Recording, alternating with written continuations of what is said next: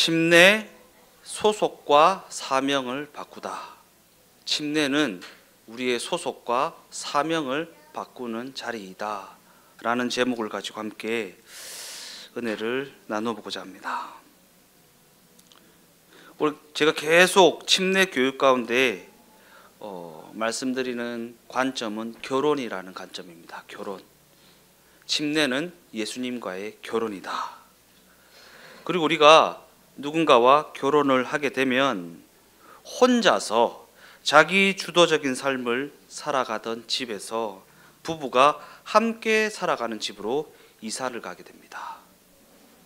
혼자서 자기 주도적인 삶을 살아가는 삶에서 부부가 함께 살아가는 삶을 살아가게 된다.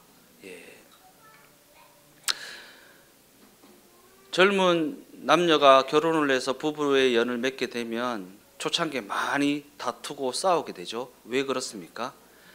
혼자서 자기 주도적인 삶을 살아가던 삶의 습관이 남아서 옆에 있는 사람을 생각하지 못하고 함께 살아가는 것이 어떠한 것인지를 알지 못하고 여전히 자기밖에 모르는 삶을 살아가게 되기 때문 아니겠습니까?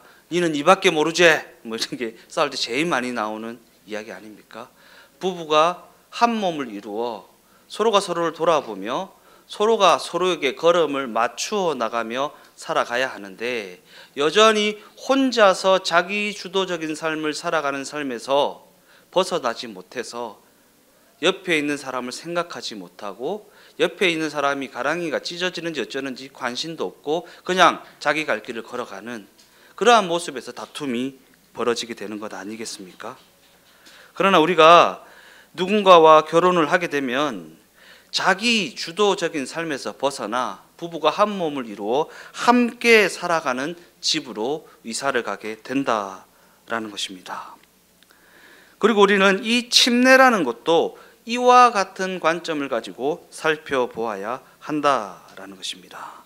왜냐하면 성경은 그렇게 스스로가 주인 행세를 하며 살아가던 사람이 침례를 받게 되면 이제는 그리스도의 것이 되어 살아가게 된다라고 가르치고 있기 때문입니다. 그리스도의 것이 되어 살아가게 된다. 오늘 본문에도 나와 있지 않습니까? 너희가 그리스도의 것이면 너희가 침례를 받았으면 너희가 그리스도의 것이 되어졌으면 이러한 말씀입니다. 그리고 이는 침례를 받은 자들의 소속이 바뀌게 된다라는 이야기를 하고 있는 것입니다. 침례를 받은 자들은 그 소속이 바뀌게 된다. 즉 이전에는 그 인생이 나의 것이었고 세대주가 나 자신이었는데 이제는 침례를 받음으로 말미암아 세대주가 그리스도 예수가 되어졌다라는 것입니다. 그 소속이 바뀌어지게 되었다. 이는 그 사람의 소속이 완전히 바뀌어졌다라는 것이고 그가 예수가 세대주로 있는 집으로 들어가서 완전히 다른 소속을 가지게 되었다라는 말씀입니다. 예수가 세대주로 있는 집으로 들어가서 완전히 다른 소속을 가지고 살아가게 되었다. 즉 침례를 받았다라는 것은 그가 예수님께 속하여진 인생이 되어졌다라는 의미입니다. 예수님께 속하여진 인생이 되어졌다. 여기 우리 자녀들을 제외하고는 전부 다 침례를 받으셨잖아요. 그죠? 그러면 과연 나는 예수님께 속하여진 삶을 살아왔는가라는 부분을 돌아보아야 한다라는 거죠. 나는 침례를 받았는데 그 침례로 말미암아 예수님께 속한 인생이 되어졌는데 과연 나는 예수님께 속한 자로서 합당한 삶을 살아왔는가 라고 하는 관점으로 바라본다면 부끄러운 부분이 너무나도 많이 있지 않습니까? 이처럼 침례라는 것은 그 사람으로 하여금 새로운 소속으로 들어가게 합니다. 그리고 이것이 바로 오늘 본문이 이야기하고 있는 그리스도의 것으로 살아간다라고 하는 성경의 가르침이다라는 거예요. 그리스도의 것이 되었다라고 하는 성경의 가르침. 예수님이 세대주로 있는 집으로 들어가서 그와 함께 살아가는 인생이 되어졌다. 그와 함께. 예수님이 우리에게 너는 네밖에 모르냐라고 이야기하고 있지는 않습니까? 부부가 다툴 때면 너는 네밖에 모르냐, 네 혼자 살아라, 막 이렇게 다투는 것처럼 과연 예수님이 우리에게 너는 네밖에 모르냐, 난 안 보이냐, 내가 죽는지 사는지, 내가 슬퍼하는지 속상해하는지 전혀 관심이 없냐라고 하는 그 부분 말입니다. 고린도전서 1장 30절 말씀입니다. 너희는 하나님으로부터 나서 그리스도 예수 안에 있고 예수는 하나님으로부터 나와서 우리에게 지혜와 의로움과 거룩함과 구원함이 되셨으니.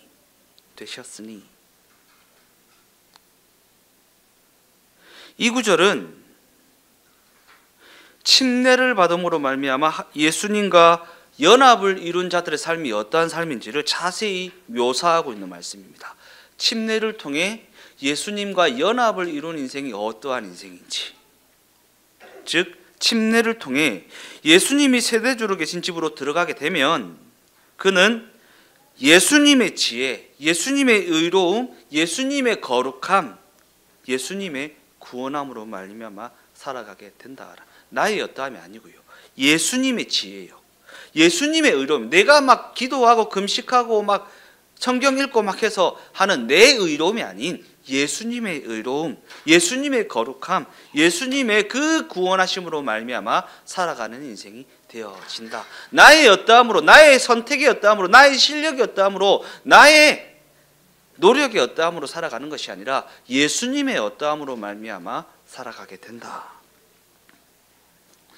그러한 관점에서 이 구절은 예수님이 침례를 받은 자들을 향해 지혜와 의로움과 거룩함과 구원함을 주실 것이다 라고 말하지 않고 예수님이 그들의 지혜와 의로움과 거룩함과 구원함이 되셨다라고 말합니다. 이렇게 하면 줄게가 아니라 되었다. 예수님의 의로움, 예수님의 지혜, 예수님의 거룩함, 예수님의 그 구원함이 우리의 것이 되어졌다라고 말하고 있습니다. 이는 예수님이 세대주로 있는 집으로 들어간 인생이 자신의 어떠함을 가지고 그저 그것을 얻어내기 위해 살아가는 삶이 아니라는 거예요.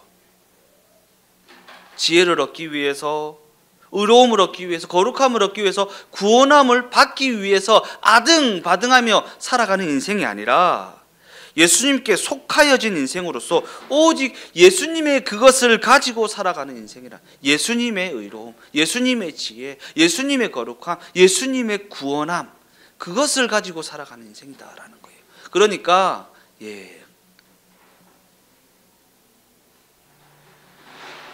예수 믿는 자들에게는 자기 개발이라는 게 큰 의미가 없습니다. 사실. 예수님의 그 무엇을 어떻게 누리느냐에 관심을 가져야 되는 것이지 나의 어떠함을 개발하는 것에는 뭐 필요하겠지만 큰 의미는 없다라는 것입니다. 왜냐하면 이 인생은 나의 어떠함으로 말미암아 살아가는 인생이 아니라 예수님께서 주신 그것을 누리며 살아가는 인생이기 때문입니다. 그리고 이는 우리가 기도를 할 때 예수님의 이름으로 기도합니다 라고 말하는 것을 통해서 확인할 수 있는 부분입니다. 예수님의 이름으로 기도합니다. 예수님의 이름으로 기도하잖아요, 우리가. 왜? 예수님께 속하여진 인생이니까. 본문 29절 말씀을 다시 한번 읽어보겠습니다. 너희가 그리스도의 것이면 곧 아브라함의 자손이요 약속대로 유업을 이을 자니라. 본문에서 그리스도의 것이라는 말은 과연 무엇을 의미하는 말일까? 그리스도의 것이 되어졌다라는 것은 무엇을 의미하는 말일까? 사도 바울은 그리스도의 것이 되었다라는 말을 아브라함의 자손이 되어 아브라함에게 약속하신 유업을 이을 자가 되는 것으로 연결시키고 있습니다. 아브라함에게 약속하신 유업을 이을 자가 되는 것. 아브라함의 자손이 되어져서 아브라함에게 약속하신 그 유업을 이을 자. 그렇다면 아브라함에게 약속하신 그 유업은 과연 무엇인가? 창세기 12장 2절에서 3절까지의 말씀입니다. 내가 너로 큰 민족을 이루고 내게 복을 주어 네 이름을 창대하게 하리니 너는 복이 될지라. 너를 축복하는 자에게는 내가 복을 내리고 너를 저주하는 자에게는 내가 저주하리니 땅의 모든 족속이 너로 말미암아 복을 얻을 것이라 하신지라.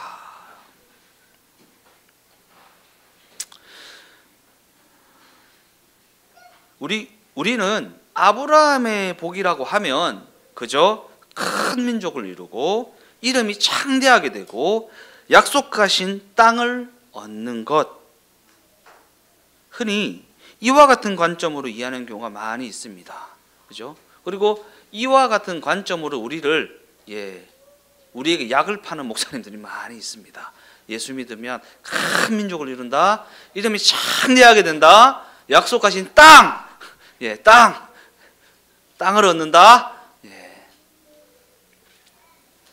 그러나 성경이 제시하는 아브라함의 유업은요, 복을 받는 것에 있는 것이 아니라 복이 되는 것에 있습니다.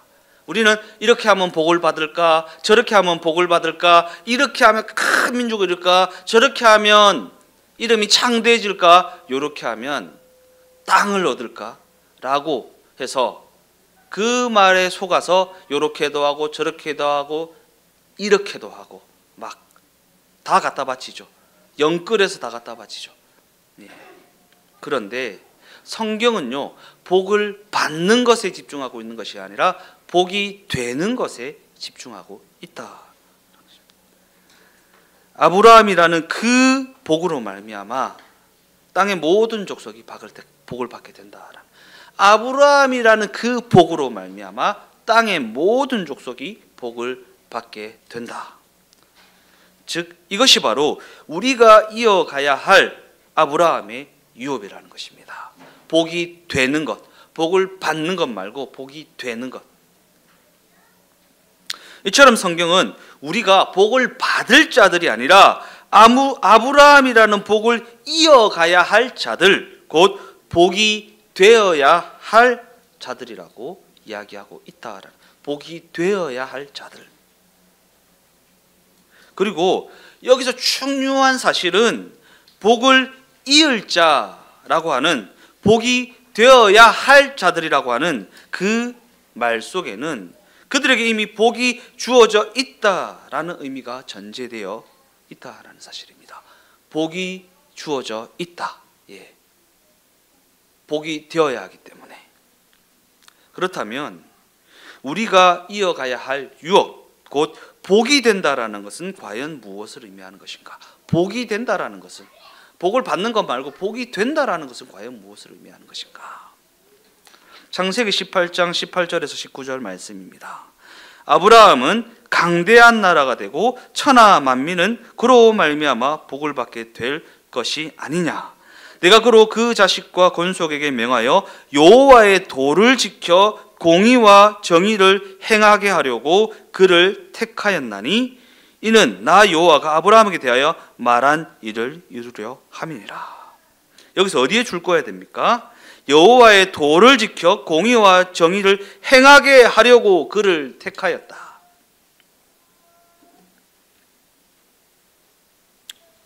성경은 아브라함의 유업이 그가 강대한 나라가 되어서 천하 만민이 그로 말미암아 복을 받게 하는 것이라고 말하고 있습니다. 그런데 여기서 말하는 강대한 나라라고 하는 것은 뭔가 군사력이 강하다거나 그저 경제력이 탄탄한 나라를 말하는 것이 아니다라는 것입니다.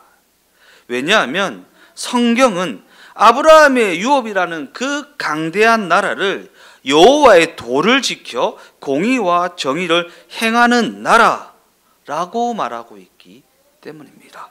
여호와의 다스림을 받아 공의와 정의를 행하게 되는 삶, 그것이 강대한 나라이고 우리가 이어야 할 아브라함의 유업이라는 것입니다. 그렇다면 우리가 이어가야 할 아브라함의 유업이라고 말하는 여호와의 도를 지켜 공의와 정의를 행하는 강대한 나라라고 하는 것은 과연 무엇을 의미하는 것인가? 무엇을 의미하는 것입니까? 우리가 그를 통해 큰 민족을 이루고 이름이 창대해지고 많은 땅을 소유하게 되는 것입니까? 그렇지 않습니다. 왜냐하면 성경은 아브라함의 유업이라는 그 강대한 나라를 그와 같은 것에 있지 않다라고 너무나도 분명히 이야기하고 있기 때문입니다. 더 나아가 성경은 그 유업이 그와 같은 삶을 살아내는 것에 있다고 말하고 있기 때문입니다. 그 강대한 나라요, 나라. 성경에서 나라라는 단어가 오면 무엇을 떠올려야 된다고 했습니까? 다스림, 인도함. 네. 나라가 되는 것은 그의 다스림을 받는 것이고 그의 인도함을 받는 것이고 그의 지도 아래 겸손히 걸어가는 것입니다. 그의 지도 아래 겸손히 걸어가는 것. 즉 우리가 공의와 여호와의 도라고 하는 것은 도라고 하는 정의와 공의를 행하는 삶, 여호와의 다스림을 받아 정의와 공의를 행하는 삶을 살아내므로 말미암아 천하 만민이 복을 받게 하는 것, 이것이 바로 우리가 이어가야 할 아브라함의 유업이라는 것입니다. 그러니까 그냥 잘 먹고 잘 살고 잘 되고 높아지고 하는 그 기준을 따라 선택하며 살아가는 인생이 아니라 당장은 손해가 있을지는 모르겠지만 하나님의 다스림과 하나님의 인도하심을 받아 그 길을 걸어가는 것, 그것이 우리가 따라야 할 여호와의 도이고 그 여호와의 도를 따라갈 때에야 비로소 정의와 공의를 행하는 삶을 살아갈 수 있다. 내 실력으로 정의와 공의를 행하는 삶을 살아갈 수 있는 존재가 이 땅에 어디 있습니까? 그저 하나님의 도, 여호와의 도라고 한 하나님의 다스림을 따라가다 보니까 정의와 공의를 행하는 삶이 되어지더라라는 것이지. 그러니까 하나님의 다스림을 따라가지 않고서는 정의와 공의를 행할 수 없고 정의와 공의를 행하지 않고서는 우리가 이어가야 할 강대한 나라라고 하는 아브라함의 유업을 이을 수도 없다라는, 그 시작은 하나님의 다스림에서 하나님의 통치함에 그 걸음을 맞추어 나가는 것에서 시작된다라는 것입니다. 이와 같은 관점에서 우리가 침례를 받았다라고 하는 것은 그 삶이 예수님께 속하게 되었다라는 것이고, 그 삶이 예수님께 속하게 되었다라는 것은 그 삶이 예수님의 사명과도 연결되어서 그 사명을 감당하는 삶을 살아야 한다라는 의미입니다. 예수님께 속하게 되었다라는 것은 예수님의 사명과도 연결된 인생이 되어졌다라는 거예요. 그저 나 잘 먹고 나 잘 살고 나 높아지고 나 떵떵거리고 나의 어떠함을 위해서 살아가는 인생이 아니라 예수님의 사명과 연결되어져서 예수님과 동행하며 그 걸음을 맞추어 나가는, 나 안 보이냐, 내 안 보이나 예수님이, 니는 왜 니밖에 모르노, 라고 하는 그 예수님의 음성에 귀 기울이며 그 사명을 감당하는 삶이 되어져야 한다. 즉 예수님께서 하나님의 다스림을 받아 공의와 정의를 행하심으로 말미암아 이 세상을 복되게 하셨던 것처럼, 하나님의 다스림을 받아 십자가 지심으로 말미암아 이 세상에 구원을 가져오셨던 것처럼 침례를 받은 우리도 그를 통해 이 세상을 복되게 하는 사명을 감당해야 한다. 무엇을 복되게 하는 것입니까? 막 돈을 막 수백억 벌어서 막 몇 억씩 막 던져주면 이 세상에 복되게 되는 것입니까? 아니요. 우리의 삶을 통해 하나님의 다스림이 있다라는 것을 보여주는 인생, 곧 복음을 보여주는 인생, 그게 세상을 복되게 하는 것입니다. 저 사람은 뭔데 저렇게 우리와 다른 선택을 하며 살아가지? 저 사람은 뭔데 여기서 나 같으면 그냥 앉는데 양보하지? 알고 봤더니 저 사람이 하나님을 믿는, 하나님을 섬기는 예수 믿는 자구나. 예수 믿는 자들은 하나님의 다스림을 받아 저렇게 다른 선택을 하며 살아가는구나 라는 것을 보여주는 것, 그것이 세상을 복되게 하는 유일한 방법이다. 하나님의 살아 계심을 나타내는 것 말입니다. 하나님의 살아 계심을 나타내는 것.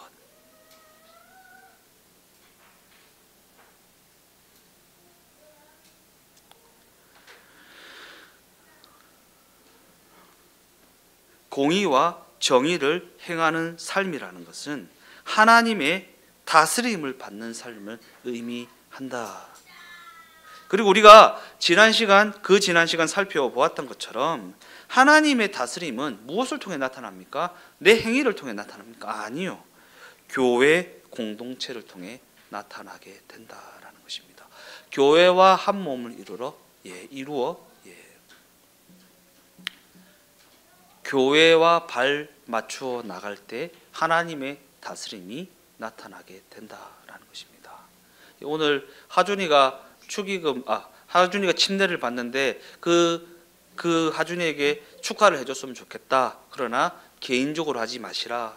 형편에 따라 할 수 있는 분도 있고 할 수 없는 분도 있고, 개인적으로 하게 되면 어떻게 됩니까? 저 사람은 나에게 축의금을 한 사람, 저 사람은 나에게 축의금을 안 한 사람이 드러나잖아요. 아니요.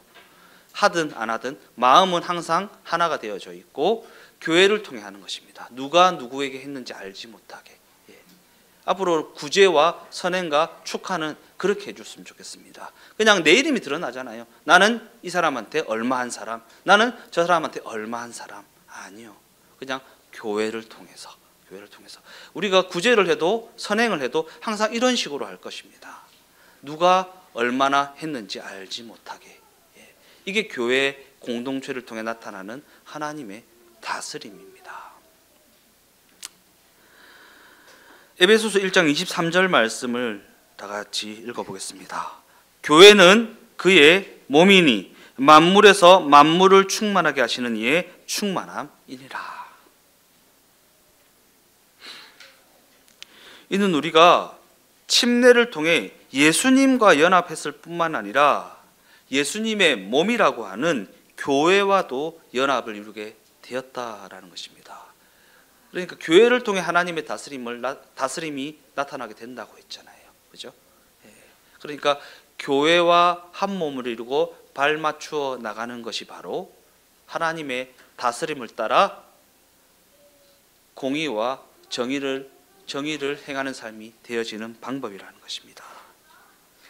하나님 없음이라는 죄로 가득한 이 세상 속에서 우리는 교회와 연합을 이룰 때 그 인생이 하나님 있음이라는 인생이 될 수 있고 그의 다스림을 받으며 살아가는 공의와 정의를 행하는 삶이 될 수 있다라는 것입니다.